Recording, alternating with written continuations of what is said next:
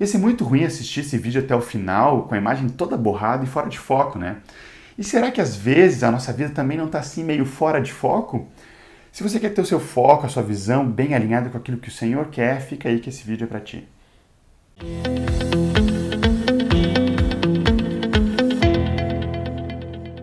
Do dicionário, a palavra foco significa ponto para o qual converge alguma coisa. Então o foco da nossa vida é para onde a nossa vida está convergindo.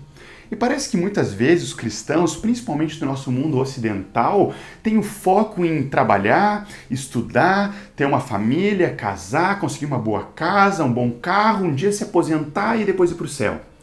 Todas essas coisas são lícitas e são muito boas, eu não tenho nada contra elas, mas será que é só isso?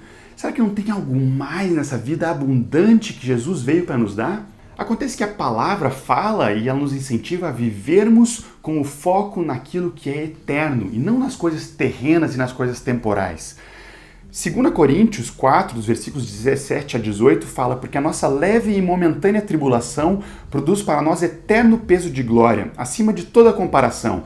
E aí presta atenção, diz assim, não atentando nós nas coisas que se veem, mas nas que não se veem. Porque as que se veem, elas são temporais, e as que não se veem, elas são eternas. Nós temos que atentar naquilo que é eterno, termos o nosso foco no eterno. Acontece que se nós perdemos essa perspectiva da eternidade, nós vivemos para o hoje, nós tomamos decisões pensando no dia, no agora, aqui na Terra.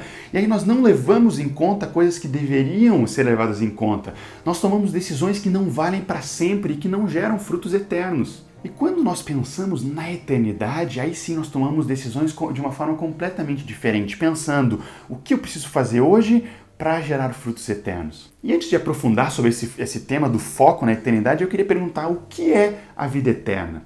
Vida eterna não é viver para sempre. Por quê? Porque em Mateus 25, 46, fala sobre um castigo eterno. Então é possível viver para sempre, mas sobre um castigo eterno. A vida eterna, muito mais do que viver para sempre, olha que para sempre é muito tempo, ela é viver para sempre com Deus. A palavra fala em João 17,13, a vida eterna é essa, que te conheçam a ti, o único Deus verdadeiro, e a Jesus Cristo a quem enviaste. Nem toda a eternidade é o suficiente para conhecermos o nosso Deus. Nós vamos passar a eternidade inteira conhecendo esse nosso Deus, que é infinito em poder, amor, riqueza, bondade, misericórdia. Em 2008, quando eu estava morando na Suécia, eu assisti uma ministração do John Bevere e depois eu li o livro dele que se chama Movido pela Eternidade, e esse livro marcou a minha caminhada com o Senhor. E ele fala sobre 2 pontos importantes que nós precisamos considerar quando nós pensamos na eternidade. O primeiro deles é: onde nós vamos passar a eternidade? Essa pergunta é muito fácil de ser respondida, porque através do sacrifício de Jesus por nós na cruz e por causa da graça dele, hoje, quando eu reconheço que Jesus é o Senhor e Salvador da minha vida, eu estou decidindo aonde eu vou passar a minha eternidade. Isso não tem nenhum mérito nosso, é por graça de Deus, por causa daquilo que Cristo fez na cruz por nós. Mas então é muito fácil definir aonde nós vamos passar a eternidade, porque todo o trabalho já foi feito por Cristo. Mas agora, a segunda pergunta, a segunda consideração sobre a eternidade que eu queria fazer aqui, que ela veio desse livro, Movido pela Eternidade, ela é: como nós vamos passar a eternidade? Não mais onde, mas agora como? Nós não costumamos pensar muito sobre isso, mas olha o que fala em 2 Coríntios 5,10, diz assim: porque importa que todos nós compareçamos perante o tribunal de Cristo, para que cada um receba segundo o bem ou mal que tiver feito por meio do corpo. Esse capítulo, Paulo está falando para cristãos, para nós, discípulos de Jesus. Então nós também um dia vamos ser julgados e nós vamos receber, mesmo salvos, vamos ser julgados para receber de acordo com o bem ou mal que tivermos feito por meio do corpo. Então a maneira como nós vivemos aqui na Terra, ela determina isso que nós vamos receber. Eu não estou falando aqui de sermos julgados pelo nosso pecado, porque graças a Deus, Jesus já pagou o preço dos nossos pecados lá na cruz.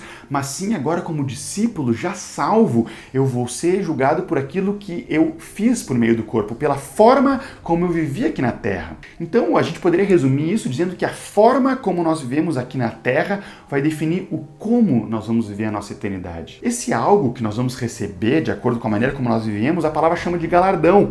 Hebreus 11:6 fala que o nosso Deus ele é galardoador dos que o buscam. Eu te confesso que eu não sei exatamente o que é o galardão.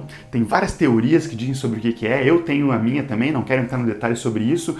mas eu cheguei a uma conclusão: não vale a pena arriscar ficar sem. 2 João 8 fala, prestem atenção, acautelai-vos, então preste atenção, cuidado para não perderem aquilo que temos realizado por esforço, mas para receberes completo galardão.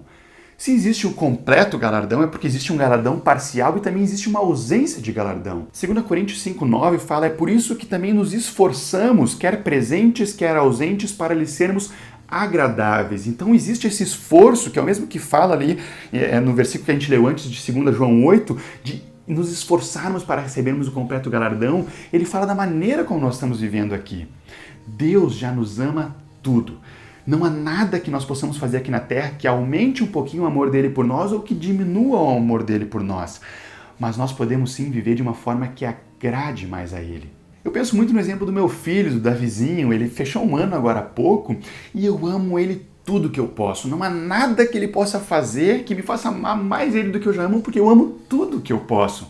Mas as atitudes dele, sim, podem fazer com que eu me agrade mais ou menos com a forma como ele vive. Então você já pensou que a maneira como você vive, a maneira como nós vivemos como cristãos aqui na Terra, determina a maneira que nós vamos viver a eternidade? Que a nossa vida aqui na Terra ela é muito pequena, ou seja, a forma como nós vivemos nesse tempo extremamente limitado e curto aqui na Terra, extremamente temporal, vai determinar o como nós vamos passar a nossa eternidade inteira. De novo, eternidade para sempre é muito tempo. Tiago 4,14 fala o seguinte, vós não sabeis o que sucederá amanhã.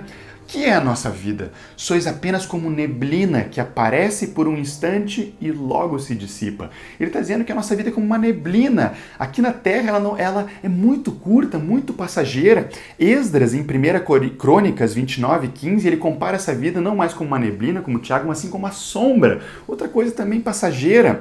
E Davi, em Salmos 39:5, diz que a nossa vida aqui na Terra ela é comparada a nada. Pegando um exemplo também desse livro do John Bevere, ele fala que nós podemos comparar a nossa vida hoje, assim como na Bíblia tem comparações com nada, com a sombra, com a neblina, nós poderíamos comparar a nossa vida terrena como zero.